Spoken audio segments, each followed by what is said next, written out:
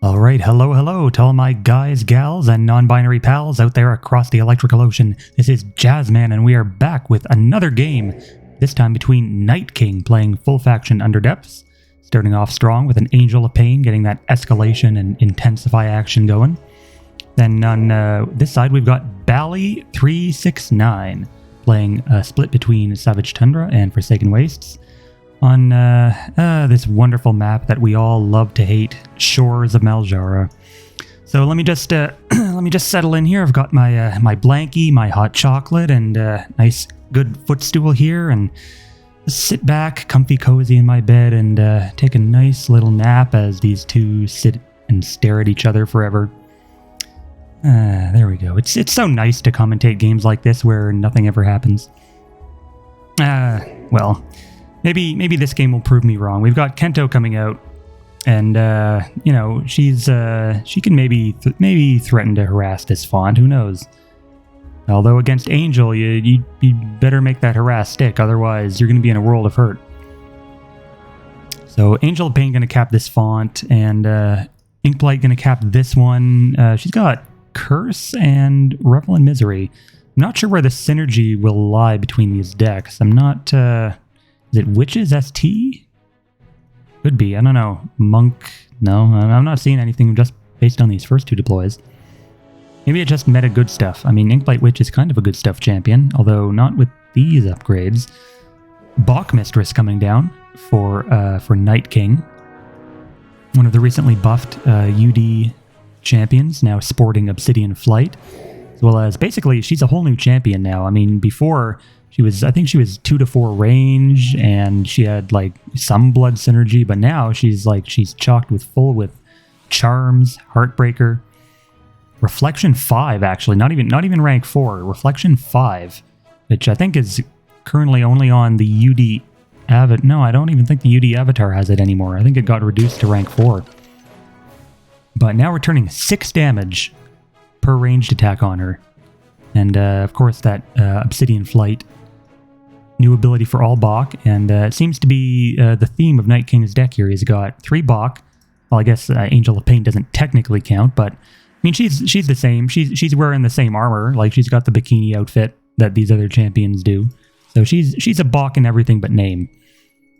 So we've got Kento moving up, thinking she's just going to silently contemplate the purpose behind her purposeless existence. And just going to sit there and wait for Night King to engage. We've also got Mizzy and Lamia moving up, who could have also gone with a similar ability, Shrinking Gaze. Shrinking Scion, I think is the name. Shrinking Scion being sort of the same ability, but it gives bonus stats, as well as the ability Shrinking Gaze. But instead, Baaly went with the actual Shrinking Gaze ability, as well as Sentinel. So actually, he's got potentially 2 Sentinel champions out. So they're going to sit there protecting each other. Now, if Inkblight Witch had Shroud, now that would be a pretty strong phalanx here. Not against melee, but just, you know, in general. Bach Raider. Now, it is kind of hard to see, but the Bach that's riding this dragon does have bikini armor. So she is part of the Bach theme.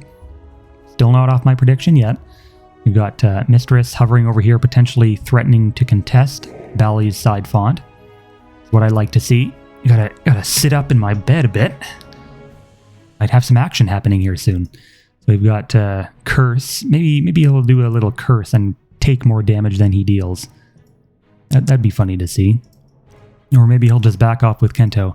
I don't know. I wouldn't want to approach this Angel of Pain unless I could kill it. You could maybe do a Gale Force.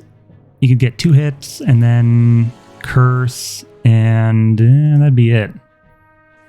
That wouldn't be enough. So he moves the Inkblight Witch in for a Curse.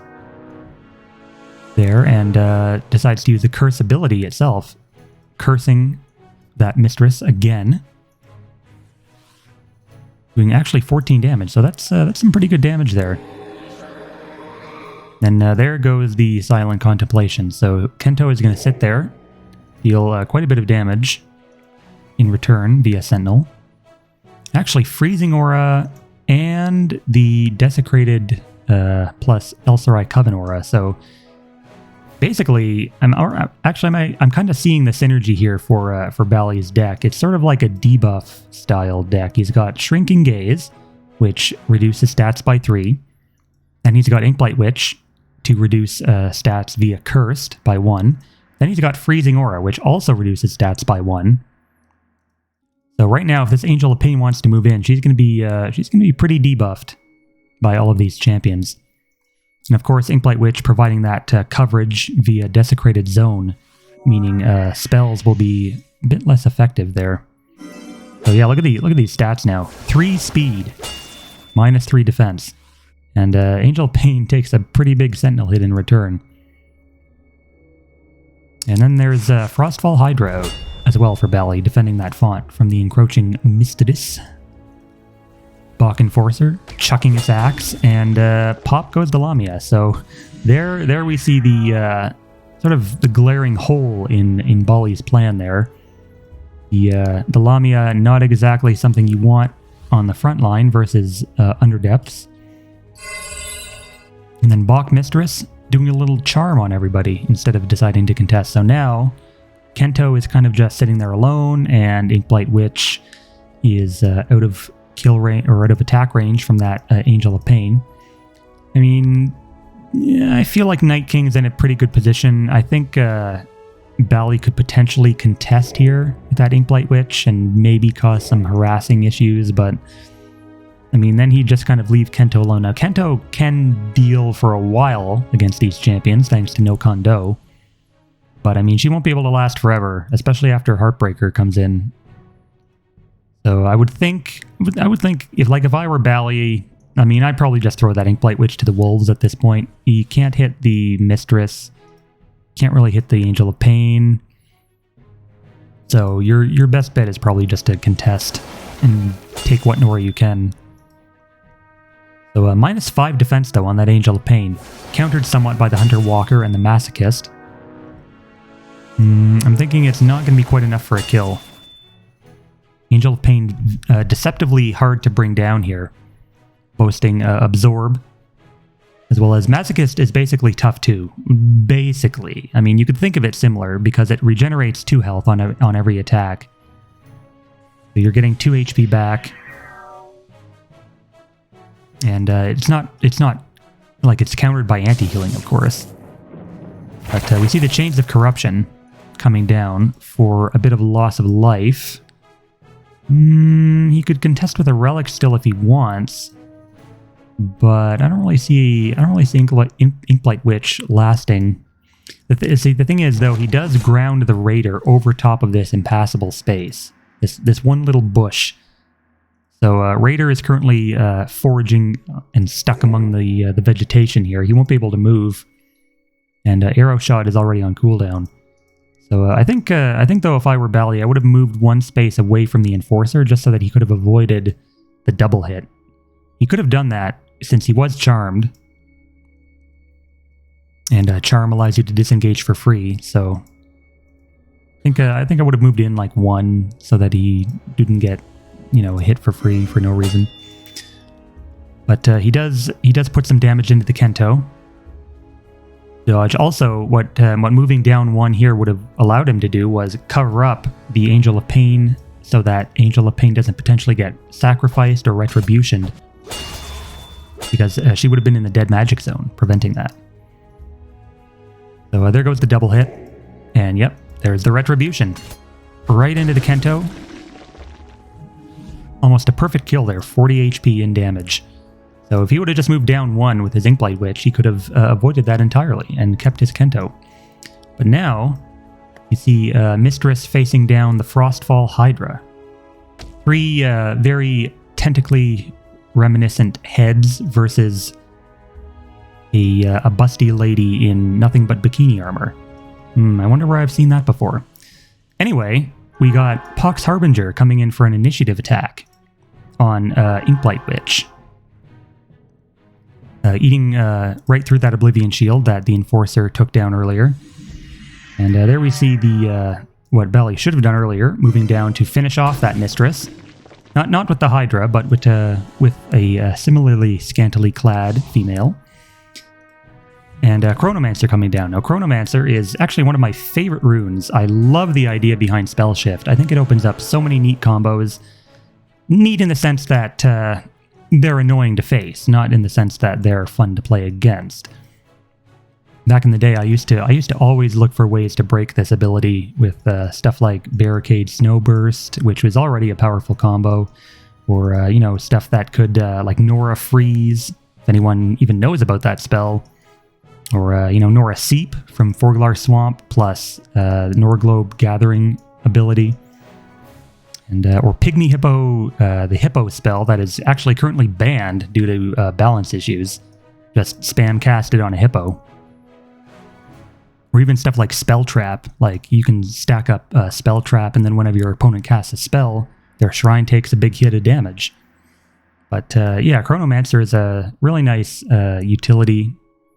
Even without the shenanigans involved, you can just decrease all of your spell cooldowns and get important stuff like Gale Force or Healing Hand back up. And man, that Chains of Corruption really did a number on the Raider. It's still stuck over that bush. He's still in there, smoking that good stuff.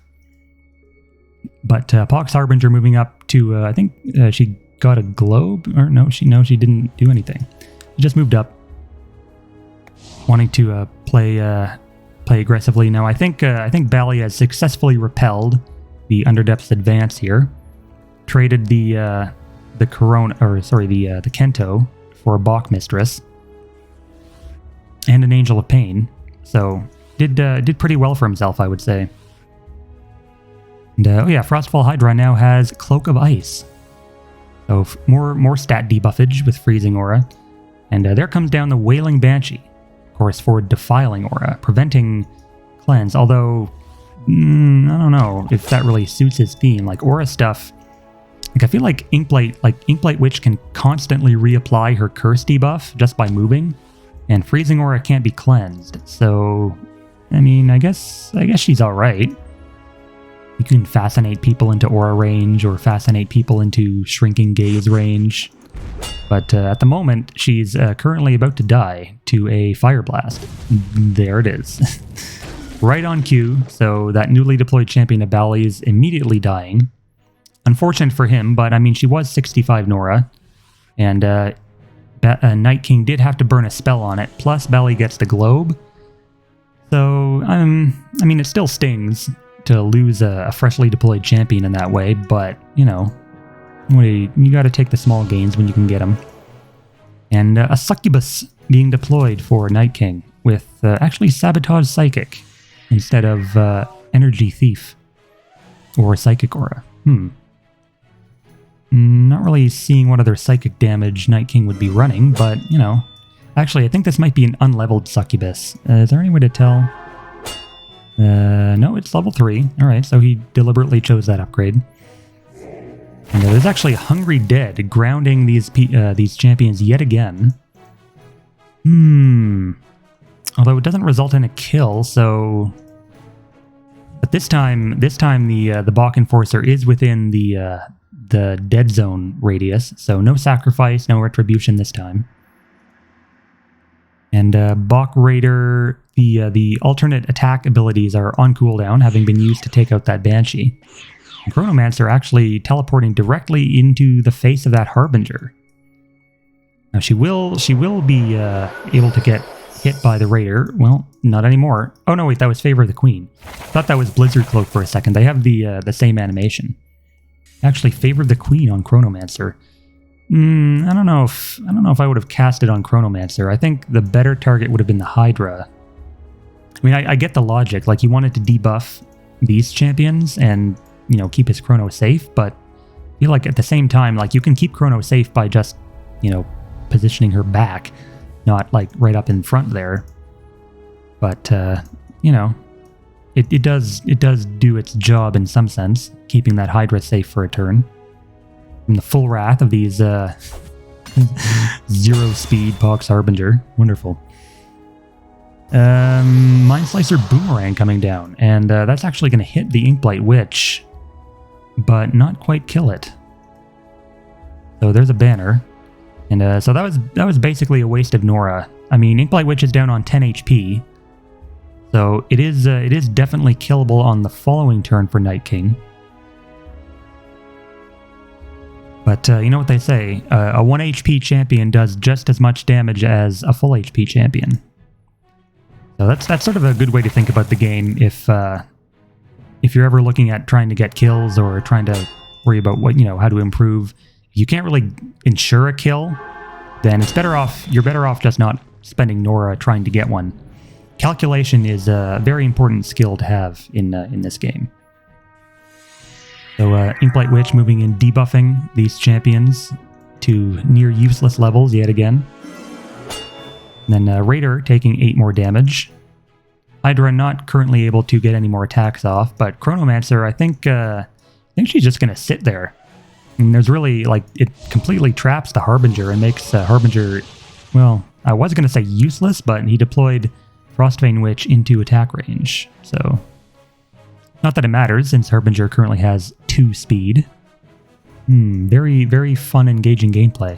I will say, this is a lot more interesting than most Shores games tend to be.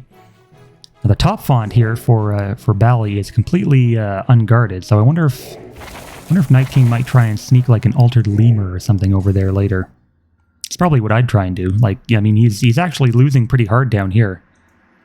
If you can't get rid of the Inkblight this turn, he's definitely going to lose both of these champions on the following one. So Frostbane Witch, also a debuffer, in a sense. Drudgery, sapping AP, as well as debilitate. So Baaly definitely sporting a debuffy style deck here. Really annoying for a faction like Underdepths to have to play against due to their lack of cleanse or removal options. I mean, all Underdepths really has is their damage, and once you've, debuffed their stats to the point where they can't deal with that, you've basically got them pretty much under control. He does finally manage to take away that Inkblight Witch, so no more Dead Magic Zone, no more Curse, and also drops down a Fire Ruby for something of a defense against that encroaching Frostfall Hydra. But the Raider, currently on 12 HP, probably going to have to be sacrificed or Avenging Flamed, perhaps. And yep, there's the sacrifice. Probably get that globe with the Succubus, if he wants. And actually deploys a second Raider, so sacrifices one, gets a new one out to the field. And Succubus does indeed grab that globe, and then backs away. Harbinger, though, kind of screwed. He's going to die to the Frostbane Witch. All right, never mind. Frostfall Hydra is deciding to kill the Fire Ruby instead. And man, Frostbane Witch can't even kill the Fire Ruby herself. He's actually got a kill with Hydra. I mean, he had the kill on the Harbinger with Hydra and then Frostbane Witch. I'm not sure why he chose to kill the Ruby instead. I mean, it's better you kill that than, leave the Harbinger alive. But he stalls the Succubus. Again, another 2-speed champion that Night King's going to have to try and make use of. If he had Psychic Aura on this Succubus, he could at least do something. But man, another Hungry Dead coming down. Man, this has got to be so frustrating for an Underdepths player to deal with. Just constantly cursed and frozen and rooted and all sort of crap. But I mean, I don't know. I feel like Night King can still do okay as long as he just deploys. He used a Retribution already, so there's that. But, oh, there's also a Maddening Echoes. All right. Not really sure what that accomplishes, though. Since it doesn't kill anything. He's going for the Chrono, maybe? Animosity. Do it. Do it. I know you've got Animosity. All the good players run Animosity. Badgerail, shoutouts to you. I know you run Animosity. So there's a Shatter, taking away the Cloak of Ice from the Hydra. That's still not quite enough to kill the Chronomancer. It actually helps Baaly more than anything else, since Harbinger will now die to Rend. And yep, no sacrifice coming down for that Harbinger, so that Harbinger is very much toast. Then Frostbane Witch getting a debilitate hit onto the succubus. So her speed is going to be sapped yet again. And, I mean, Hydra could maybe contest with a relic here. I think the way Baaly is playing, he's more prone to deploying relics and spells than champions. So I'm thinking maybe he will try and drop a relic in that font. But I guess he'll just kill the Harbinger. Grab a nice fat Nora Globe from that. Put a little more damage into the succubus. He actually has Spell Surge Snowstorm on the Hydra. Now, with the kind of deck Baaly is playing, I wouldn't be surprised if he actually runs that 30 Nora pile of garbage spell that is Snowstorm. I really don't know what they were thinking when they made that rune. 3 frost damage and a bit of snow terrain for 30 Nora. I mean, at 20 Nora, it's passable, I guess. But it's basically outclassed by pretty much every other Savage Tundra spell at this point. So Frostbane Witch doing a bit of drudgery, sapping everyone's AP. Now the succubus is super slow, can't get anywhere, ensnared by the grabby hands, and usually Underdepths players don't run more than 1 sacrifice and Retribution.